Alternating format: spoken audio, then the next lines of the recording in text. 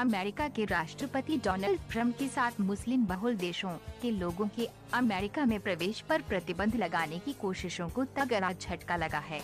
संघीय अपीलीय अदालत ने इन देशों के नागरिकों के अमेरिका में प्रवेश से संबंधित ट्रंप के कार्यकारी आदेश को निरस्त करने वाले अदालती फैसले को चुनौती देने वाली याचिका खारिज कर दी है। संघीय अपीलीय अदालत ने गुरुवार को ये फैसला सुनाया। 3 न्यायाधीशों की पीठ ने एकमत से ये फैसला दिया, जिसका अर्थ ये है कि इन 7 देशों के नागरिक जिनके अमेरिका में प्रवेश पर ट्रंप ने 27 जनवरी के अपने कार्यकारी आदेश के जरिए प्रतिबंध लगा दिया, अब अमेरिका की यात्रा कर सकेंगे। ये देश Iran, Iraq, Syria, Yemen, Libya, Sudan व सोमालिया हैं। ट्रंप ने अदालत के फैसले पर कड़ी प्रतिक्रिया दी है। फैसला आने के तुरंत बाद ट्रंप ने कहा कि वे इसे सर्वोच्च न्यायालय में चुनौती देंगे। उन्होंने ट्विटर पर लिखा, अदालत में मिलेंगे, देश की सुरक्षा खतरे में है।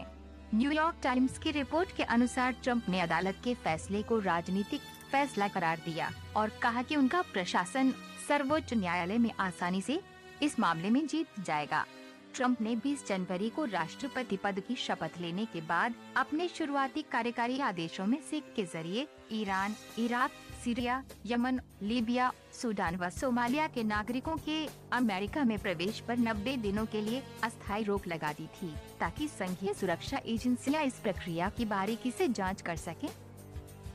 न्यूयॉर्क टाइम्स की रिपोर्ट के अनुसार US court of appeals for 9th circuit San Francisco ने अपने निर्णय में कहा कि प्रशासन ने ऐसा कोई सबूत नहीं दिया है कि इन 7 देशों में से किसी के भी नागरिक ने अमेरिका में आतंकवादी घटनाओं को अंजाम दिया हो।